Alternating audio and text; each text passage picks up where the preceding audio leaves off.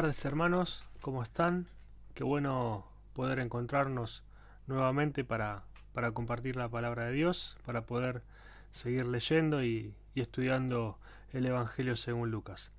Lo que tenemos de aquí en adelante, ya a partir del capítulo 10, en donde estamos, tenemos un fragmento bastante largo, ¿sí? De prácticamente 24 versículos, pero lo vamos a dividir entre hoy y la semana que viene, porque si no se nos hace un poco largo y extenso. Y también se puede llegar a hacer una división en el medio, ¿sí? Porque hay un cambio de escenario en el versículo 17, que bueno, ahora después lo vamos a estar un poco comentando, pero podemos hacer una división y separar estos dos grupos. Así que hoy vamos a estar leyendo y trabajando un poquito desde Lucas capítulo 10, del versículo 1 al 16. Así que bueno, el texto nos dice así. Después de esto, el Señor escogió otros 72 para enviarlos de dos en dos delante de él a todo pueblo y lugar a donde él pensaba ir. Es abundante la cosecha, les dijo, pero son pocos los obreros. Pídanle por tanto al Señor de la cosecha que mande obreros a su campo. Vayan ustedes, miren que los envío como corderos en medio de lobos. No lleven monedero, ni bolsa, ni sandalia, ni se detengan a saludar a nadie por el camino. Cuando entren en una casa, digan primero, paz a esta casa. Si hay allí alguien digno de paz, gozará de ella, y si no, la bendición no se cumplirá. Quédense en esa casa y coman y beban de lo que ellos tengan, porque el trabajador tiene derecho a su sueldo. No anden de casa en casa. Cuando entren en un pueblo y los reciban, coman lo que les sirvan. Sanen a los enfermos que encuentren allí y díganles, el reino de Dios ya está cerca de ustedes. Pero cuando entren en un pueblo donde no los reciban, salgan a las plazas y digan, aún el polvo de este pueblo que se nos ha pegado a los pies, nos lo sacudimos en protesta contra ustedes. Pero tengan por seguro que ya está cerca el reino de Dios. Les digo que en aquel día será más tolerable el castigo para Sodoma que para ese pueblo. Ay de ti, Corazín, ay de ti, Betsaida, si se hubieran hecho en Tiro y en Sidón los milagros que se hicieron en medio de ustedes, ya hace tiempo que se habrían arrepentido con grandes lamentos. Pero en el juicio será más tolerable el castigo para Tiro y Sidón que para ustedes. Y tú, Capernaum, ¿acaso serás levantada hasta el cielo? No, sino que descenderás hasta el abismo. El que los escucha a ustedes, me escucha a mí. El que los rechaza a ustedes, me rechaza a mí. Y el que me rechaza a mí, rechaza al que me envió. Hasta acá quedamos por esta semana, hasta el versículo 16. Y acá es donde les decía que podemos poner un corte o una pausa, no un corte, ¿sí? Podemos poner una pausa entre el versículo 16 y el versículo 17, ¿sí? Porque en el versículo 1 hacia el 16 tenemos el envío de los 72. Y en el versículo 17 el texto nos dice que cuando los 72 regresaron, dijeron contentos, bueno, y el texto sigue. Entonces tenemos este cambio de escenario, ¿sí? Todo lo anterior, del versículo 1 al 16, son las advertencias y las sugerencias y las cosas que le va diciendo Jesús de cómo ellos deben comportarse y cómo deben estar en cada pueblo, pero desde que parten, ¿sí? Desde que Jesús hace el envío y los envía. Y ya en el versículo 17, Lucas nos empieza a relatar cuándo regresaron los 72. Entonces ahí podemos tener y diferenciar estos dos momentos y podemos hacer esta pausa dentro del texto que tiene 24 versículos. Después, un poquito para comentarles, esta primera parte, estos 16 versículos, se pueden dividir en 5 fragmentos, ¿sí? La primera es la designación de los 72 en el versículo 1. La segunda es una introducción al discurso de Jesús, que es la necesidad de tener trabajadores, ¿sí? Que es el versículo 2. Después en el versículo 3 comienza la tercera parte o el tercer fragmento, que es el discurso con las advertencias, que llega prácticamente hasta el versículo 12. Y estas advertencias tienen que ver en cuanto a dónde es que los envía Jesús, con qué terreno se van a encontrar, con qué peligros, con qué condiciones se van a encontrar en el camino, y también en lo que tiene que ver a lo relativo a las casas, ¿no? A cómo deben manejarse, en lo relativo también a las ciudades, cómo deben manejarse en ciertas ciudades, cuando lo reciben bien, cuando no lo reciben adecuadamente, cómo ellos deben ir comportándose y cómo ellos deben estar precavidos a las cosas que puedan suceder en el camino. Después, del versículo 13 al 15 tenemos las lamentaciones que Jesús hace sobre las ciudades, ¿sí? Como cuarto fragmento de este texto, de toda esta sección, perdón, me trabé, de toda esta sección. Y la última parte, podríamos decir que es una especie de resumen de lo que significa el envío, ¿sí? Y de lo que significa llevar el mensaje. Pero bueno, eso ahora cuando lleguemos hacia el final quisiera comentárselos. De todas formas, hoy como tenemos tantos versículos, vamos a tratar de ir sacando los aspectos principales. Entonces el versículo 1 comienza: después de esto el Señor escogió otros 72 para enviarlos de dos en dos delante de él a todo pueblo y lugar a donde él pensaba ir.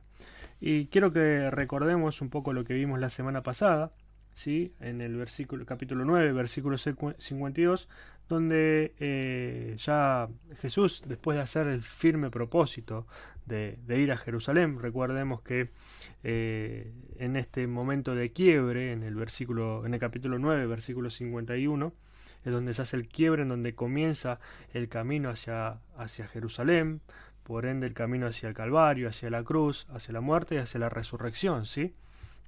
Comienza en este camino donde van a pasar muchas cosas y donde donde Lucas, habíamos comentado que Lucas lo extendía un poco más que los demás evangelistas. Y en el versículo 52 ya dice: envió por delante mensajeros que entraron a un pueblo samaritano para prepararle alojamiento.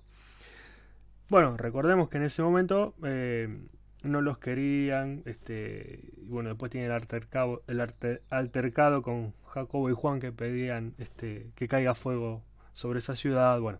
Pero estaba esta idea de que cuando viene un mensaje importante, cuando viene alguien importante, algo importante, envía mensajeros con el mensaje para preparar el camino, ¿sí? Podemos hacer la analogía con las palabras de Juan el Bautista. Entonces, acá vuelve a suceder lo mismo. Y ya no son pocos mensajeros, no son solo los discípulos, sino que Jesús ya escogió a 72. ¿Sí? Ya envía a 72. ¿Por qué el número? Hay muchas cosas, pero no vamos a entrar en el tema del número. Hay muchas referencias que se nos hacen al Antiguo Testamento también, pero no quisiera entrar en todos esos detalles.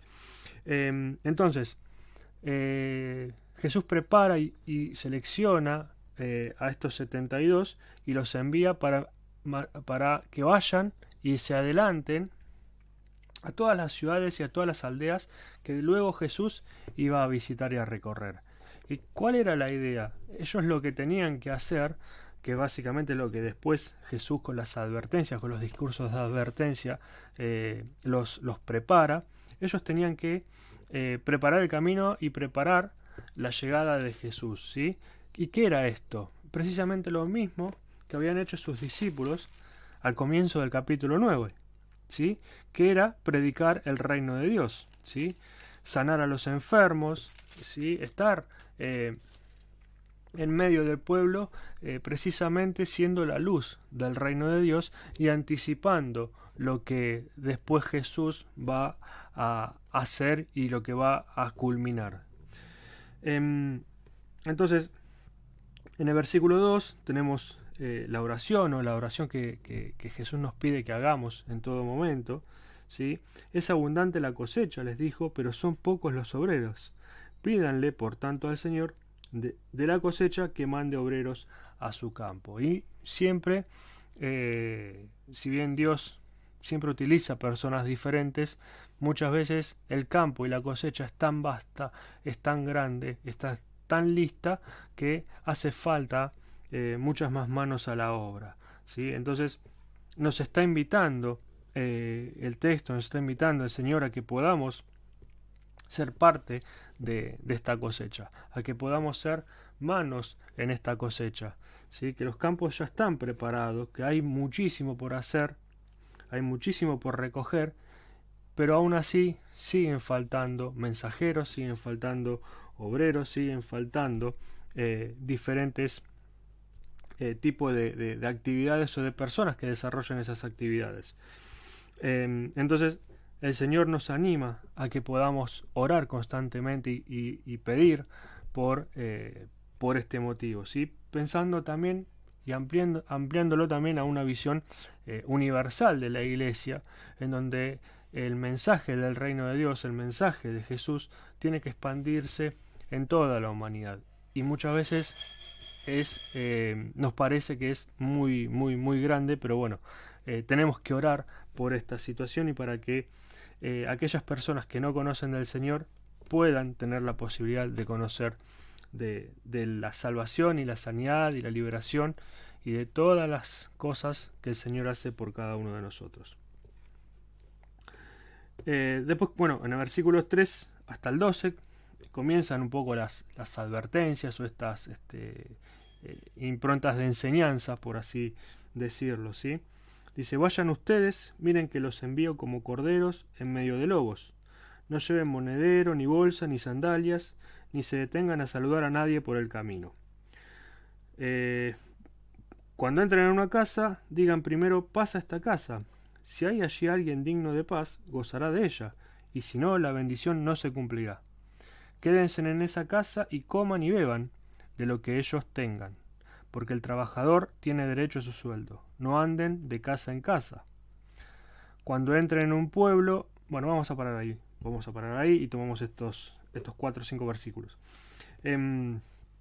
Bueno, el tema de la imagen de corderos en medio de lobos, un poco tiene que ver o está apuntada hacia los peligros que uno puede correr cuando, no solo por los que son los caminos que ya habíamos hablado, lo que eran los caminos de Samaria hacia Jerusalén, no solo por eso, sino, o sea, por el daño o peligro físico, sino también porque, bueno, al anunciar algo diferente pueden haber ciertas represalias de otras personas, ¿sí? Ciertas represalias de gobernantes, ciertas represalias de los judíos, ¿sí? De los sacerdotes, ¿no? Pueden haber diferentes circunstancias que pueden estar afectando el desarrollo de la expansión del reino, pero aún así, dentro de ese maremoto de problemas o de dificultades que puede haber, el Señor siempre va a estar en medio nuestro, siempre va a estar con nosotros, ¿sí? Por más que estemos rodeados de lobos, el Señor va a estar siempre con nosotros y Él va a darnos y va a poner las palabras en nuestra boca y va a darnos la inteligencia y la sabiduría para poder enfrentar y salir de ese problema. Entonces, de esta manera, nos anima a que podamos seguir estando en medio de lobos y ser como corderos. La segunda advertencia es, bueno, que no tienen que llevar monedero, ni bolsa, ni sandalias, ni se detengan a saludar a nadie por el camino. Acá tiene que ver con el tema de lo mínimo indispensable. El Señor va a suplir todas las cosas, porque después, cuando van a ir entrando a las casas, el mismo Jesús les va a decir: bueno, coman lo que les den, tomen lo que les den, ¿sí? No se excedan, también es un poco esto, no se excedan de confianza, no agarren del codo, sino que reciban todo aquello que le dan, ¿sí? Entonces siempre el Señor va a estar supliendo las necesidades en el medio del camino, en el medio del viaje, siempre va a estar dispuesto y siempre va a estar con cada uno de nosotros. Por eso no hay que tener temor de estar entre medio de lobos. Y sí quisiera recalcar algo en particular que dice, ni se detengan a saludar a nadie por el camino.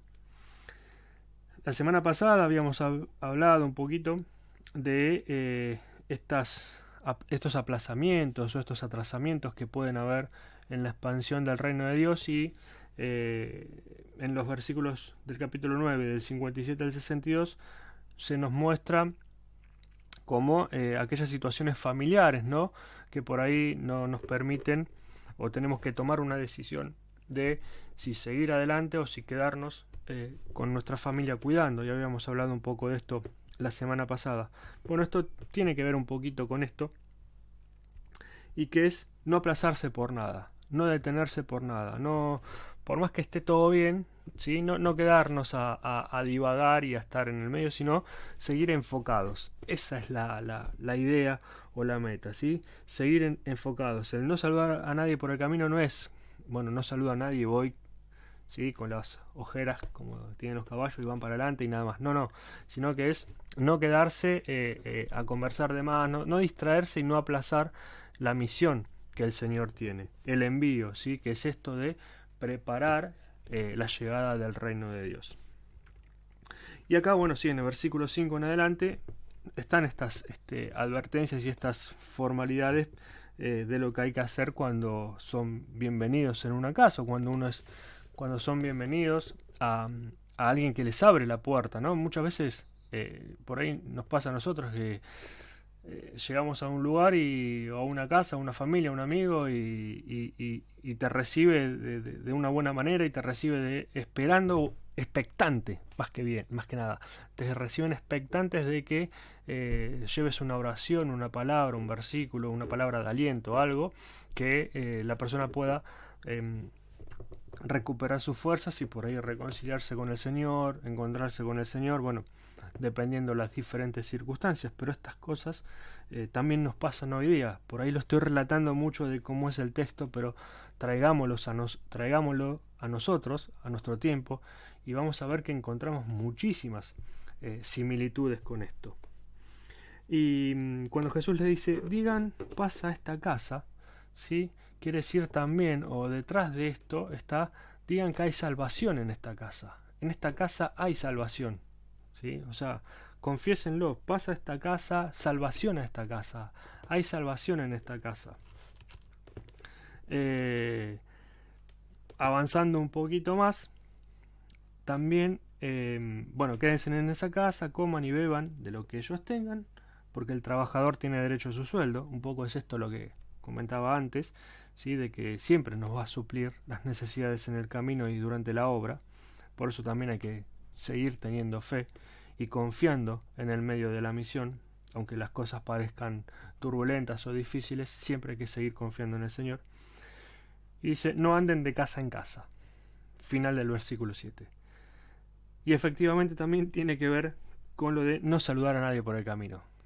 Hagan sus cosas, vayan y después prosigan. Sigan a otra casa, sigan a otro pueblo, sigan a otra ciudad, sigan avanzando. No se queden detenidos o parados por demasiado tiempo en un lugar, ¿sí?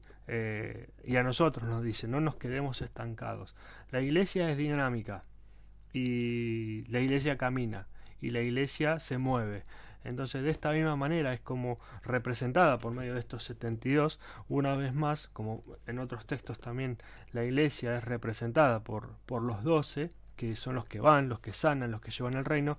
De esta manera también el reino de los cielos se está expandiendo aún más y está siempre en continuo dinamismo y en continuo movimiento. Y es un movimiento que no va a parar nunca.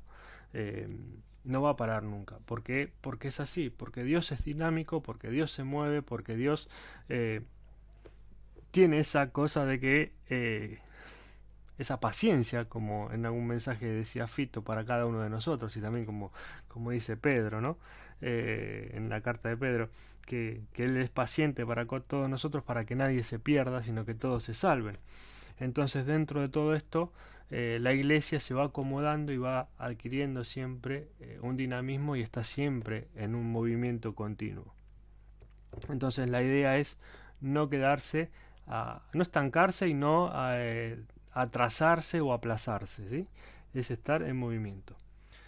En versículo 8 en adelante dice: cuando entren en un pueblo y los reciban, coman los que les sirvan. Nuevamente les voy a decir lo mismo. Sanen a los enfermos que encuentren allí y díganle: el reino de Dios ya está cerca de ustedes. Es lo mismo que les dijo a los 12 cuando fueron a predicar, ¿sí? Cuando los envió, cuando Jesús los envió en el capítulo 9, sí, digo bien, los envió a predicar el reino de Dios y a sanar los enfermos, ¿sí? Esta misma misión que, si vamos viendo un poquito para atrás de todos estos 10 capítulos, como Jesús fue primero él solo, después con unos pocos más, después con los 12, ¿sí? Pero era primero la tarea que él había comenzado, después paulatinamente se la fue dando a los 12, y hoy por hoy ya vemos que esa misma tarea está en manos de 72, ¿sí? Entonces, ¿cómo es que la iglesia y cómo es que se va expandiendo? Y un poco lo referencio también al crecimiento del grano de mostaza, que hace un par de domingos había hablado sobre esto, que no lo vemos, pero crece. No vemos a la iglesia como crece, pero crece. No vemos el reino de Dios en nuestra vida como crece, pero crece, ¿sí?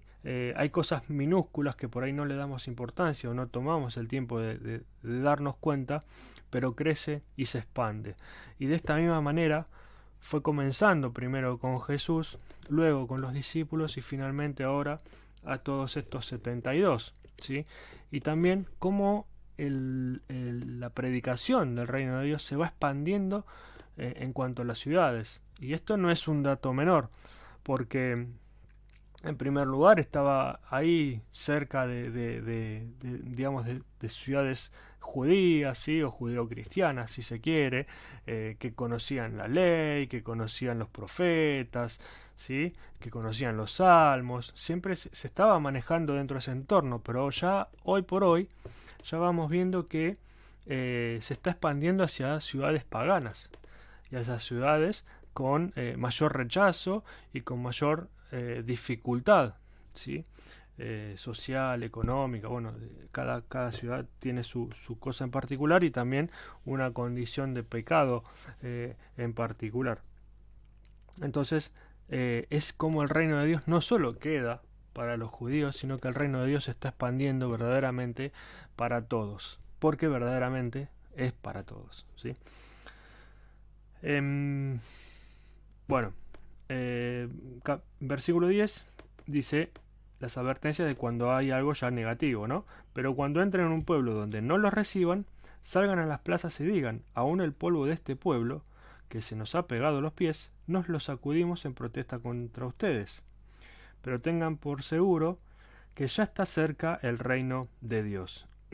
O sea, más allá de que en un pueblo no los reciban, tengan dificultades, ¿sí? Esto de sacudir el polvo de los pies tiene que ver con algo impuro para los judíos, ¿sí? De hecho, cuando entran en una casa se tienen que lavar los pies porque traen toda la impureza de afuera, entonces tiene que haber un rito de lavado de los pies. Y bueno, sacudirse el polvo de los pies significa un poco también esto. Bueno, acá esta es una ciudad contaminada, pecadora, entonces hay que purificarse. Pero Jesús no se queda ahí, sino que precisamente más allá de esto, lo que un poco también habíamos hablado es de mostrar un poco la misericordia de Dios y con esto de pararse en medio de la plaza, es decir, que el reino de los cielos se acerca, el reino de Dios se acerca, ¿sí? Están ya, digamos, advertidos, se les está anunciando lo que está por venir, o sea, que Jesús está pronto a venir. Dice en versículo 12: les digo que en aquel día será más tolerable el castigo para Sodoma que para ese pueblo. Porque bueno, no se prepararon para la llegada de Jesús.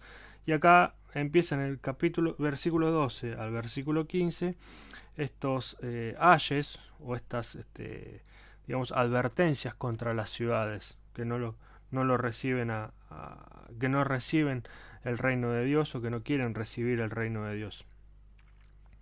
Y dice: ay de ti, Corazín, ay de ti Betsaida, si se hubieran hecho en Tiro y en Sidón los milagros que se hicieron en medio de ustedes, ya hace tiempo que se habrían arrepentido con grandes lamentos. Pero en el juicio será más tolerable el castigo para Tiro y Sidón que para ustedes. ¿Y tú, Capernaum, acaso serás levantada hasta el cielo? No, sino que descenderás hasta el abismo. En cuanto a las ciudades, hay una gran geografía, ¿sí? Porque menciona a Sodoma, menciona a Tiro y Sidón, a Corazín y a Betsaida. Bueno, no lo aclaré, pero en el versículo 12, cuando habla que será más tolerable el castigo para esa ciudad que los rechace que para Sodoma, ¿sí? Recordemos la lluvia de fuego que cayó sobre Sodoma, ¿sí? Entonces ese castigo va a ser más suave que para el otro pueblo. Sí, se nos referencia, Lucas referencia al Antiguo Testamento, y en estas 5 ciudades que van desde el versículo 13 al 15 podemos encontrar también una gran analogía a lo que fue el anuncio de los profetas, sobre todo para Tiro y Sidón, ¿sí? Digamos, vamos recapitulando un poquito. En Corazín y en Betsaida son 2 ciudades en donde Jesús ya estuvo caminando, y más aún Capernaum, ¿sí? Del versículo 15. Capernaum es conocida como la ciudad del ministerio de Jesús, ¿sí? La ciudad donde Jesús fue desarrollando junto con Galilea y en torno a Galilea y Capernaum, donde fue pasando sus primeros lugares, sus primeros pasos, sus primeras predicaciones, sus primeros milagros. De la misma manera, en Corazín y en Betsaida es donde se da la alimentación de los 5.000, ¿sí? No es un hecho menor. Entonces, por eso la advertencia es que si en Tiro y en Sidón se hubieran hecho esos milagros, ¿sí? Se habrían arrepentido. Y el mensaje que les quiere dar, que aún ustedes, Corazín, Betsaida, Capernaum, bueno, también Capernaum va aún más allá. Si todas esas cosas ustedes las hubieran visto, las hubieran retenido, las hubieran guardado como hechos, como actos de Dios, seguramente se hubieran arrepentido hace mucho tiempo. Entonces, es por esto que se da esta analogía tanto con Sodoma o con Tiro y como con Sidón. Y bueno, y más aún es más duro y más fuerte con Capernaum, o sea, aquellos lugares donde aún conociendo se desconoce a la palabra, aún conociendo la palabra de Dios se desconoce, ¿sí? Entonces estas cosas traen consecuencias. A largo o a corto plazo traen consecuencias que por ahí son los que nos pasa a nosotros en algún momento, ¿no? Que tenemos la consecuencia de no tener una buena relación con el Señor, de no tener de no tener momentos de gratitud correctos, momentos de arrepentimiento correctos también, momentos de pedir perdón adecuados. Entonces esas cosas nos van sucediendo y nos van alejando más del Señor, y nos invita a que podamos ver estos momentos, y conociendo las cosas que el Señor hizo en nosotros, ¿por qué nos alejamos de Él? Si sabiendo todo lo que Dios puede seguir haciendo, puede seguir transformando, lo que el Espíritu Santo hizo y hace y va a seguir haciendo en nosotros, ¿por qué seguimos aún sin tener esa convicción o esa fe, o seguimos faltos de fe, o nos falta siempre un poquito más? Entonces, esto nos anima a que, conociendo todo esto, podamos seguir avanzando y podamos seguir yendo hacia adelante. Y ya para ir finalizando, en el versículo 16 les había dicho como que era una especie de conclusión de todo, ¿no? ¿Pero por qué? Porque dice así: el que los escucha a ustedes, me escucha a mí. El que los rechaza a ustedes, me rechaza a mí. Y el que me rechaza a mí, rechaza al que me envió. Y me quedo con esta última parte, ¿no? El que me rechaza a mí, rechaza al que me envió. Y es interesante cómo Jesús va haciendo esta escalera, ¿sí?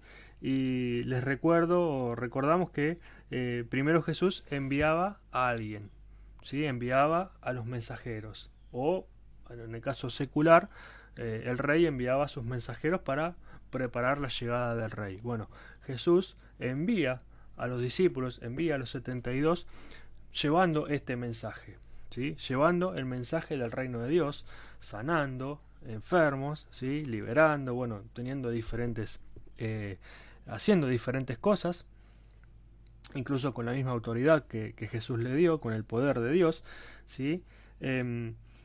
Entonces se va dando esto, pero ahora Jesús es el que va delante de alguien más, que va delante del Padre. El Padre lo envió a Jesús, así como Jesús envía a sus discípulos para que anuncien de él.